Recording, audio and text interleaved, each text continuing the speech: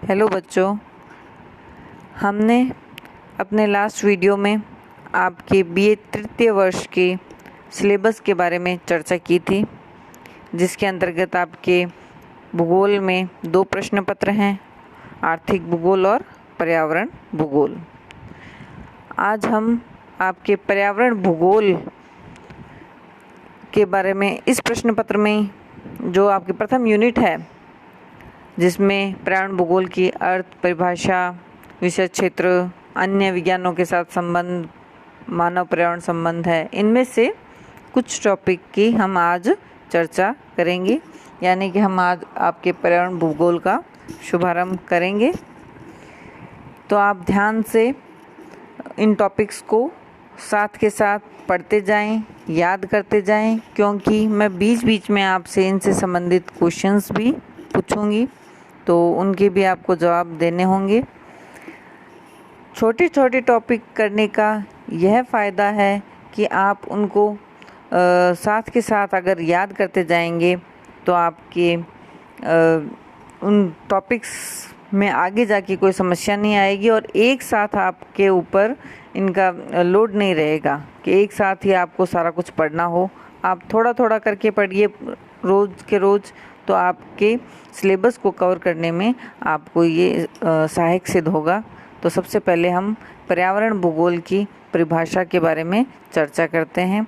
तो पर्यावरण भूगोल जो है वो मौलिक रूप से पर्यावरण का अध्ययन है। जैसा कि ये नाम से स्पष्ट है, पर्यावरण भूगोल जो है वो पर्यावरण का अध्ययन है। यदि ऐसा है तो पर्यावरण भूगोल को पर्यावरण का भूगोल क्यों ना कहा जाए?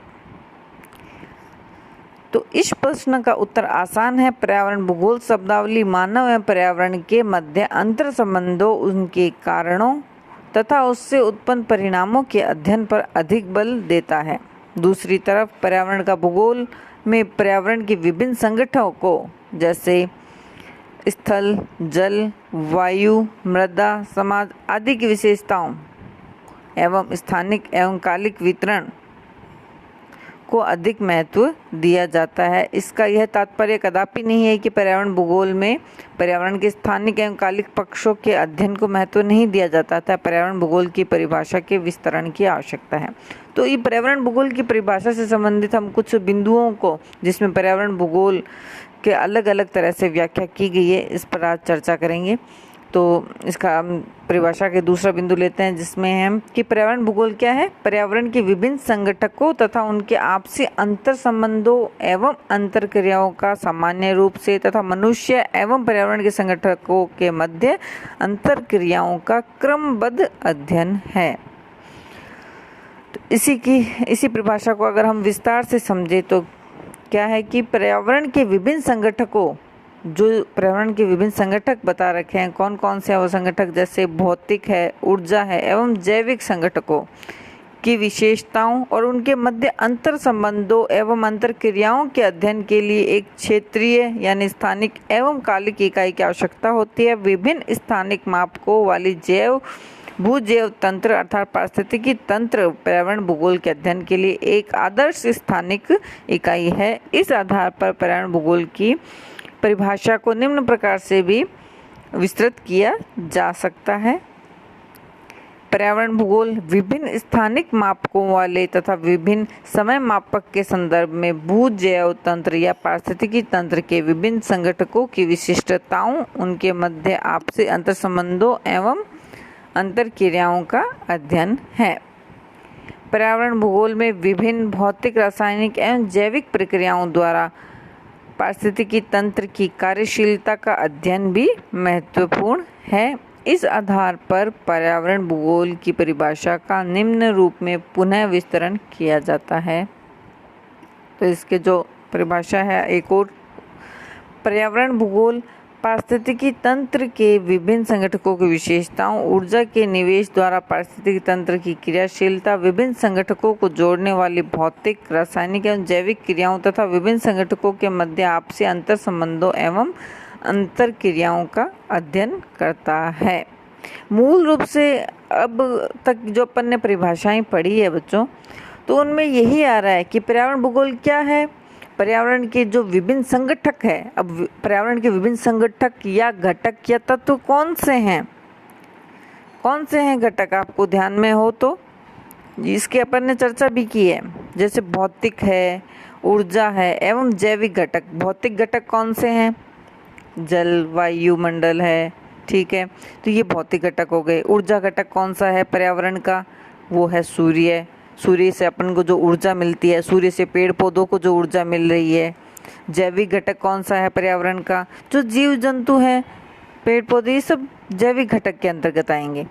तो आपको ध्यान में होना चाहिए कि पर्यावरण के विभिन्न घटक है कौन से, फिर पर्यावरण के जो इन घटकों और इनके मध्य आपस में संबंध, ये सभी जो घटक आपस में अंतर संबंधित है, इनके अंतर संबंध और जो अंतर क्रियाएं इनके मध्य हो रही है, इन सब का अध्ययन ही पर्यावरण भूगोल है।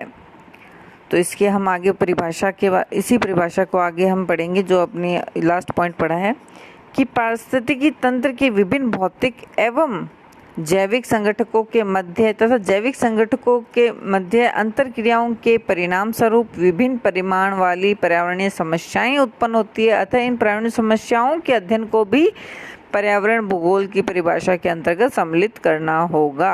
मतलब पर्यावरण से संबंधित तो जो भी धारणाएं वो तो सम्मिलित है ही पर्यावरण भूगोल में, इसके साथ साथ जो पर्यावरण से संबंधित समस्याएं हैं उनको भी पर्यावरण भूगोल के अंतर्गत सम्मिलित करना आवश्यक है।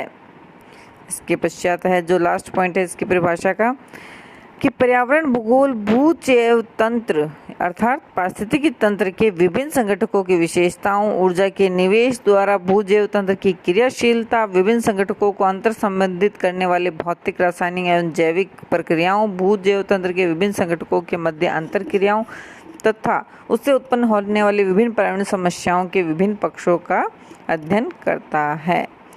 तो पर्यावरण भूगोल जो है उसकी परिभाषा को हमने अलग अलग बिंदुओं में समझाया है। इसके पश्चात सविंद्र सिंह जो भूगोलविद हैं भारत के, इन्होंने भी पर्यावरण भूगोल की परिभाषा दी है। इन्होंने क्या परिभाषा दी है? पर्यावरण भूगोल सामान्य रूप से जीवित जीवों तथा प्राकृतिक पर्यावरण के मध्य तथा मुख्य रूप से प्रौद्योगिक स्तर पर विकसित आर्थिक, मानव एवं उसके प्राकृतिक पर्यावरण के मध्य अंतर संबंधों के स्थानिक गुणों का अध्ययन है। तो बच्चों, आज हम पर्यावरण भूगोल की परिभाषा ही पढ़ेंगे। इसको आप अपने जो आपके रजिस्टर हैं इनमें आप नोट्स बना के भी लिख सकते हैं। यह आपके अकादमी परीक्षाओं में ज़रूर काम आएंगे। नेक्स्ट क्लास में हम पर्यावरण भूगोल के विषय क्षेत्र के बारे में अध्ययन करेंगे। मैंने पहले भी बताया है हम छोटे छोटे टॉपिक्स का अध्ययन करेंगे ताकि ये समझने में और याद करने में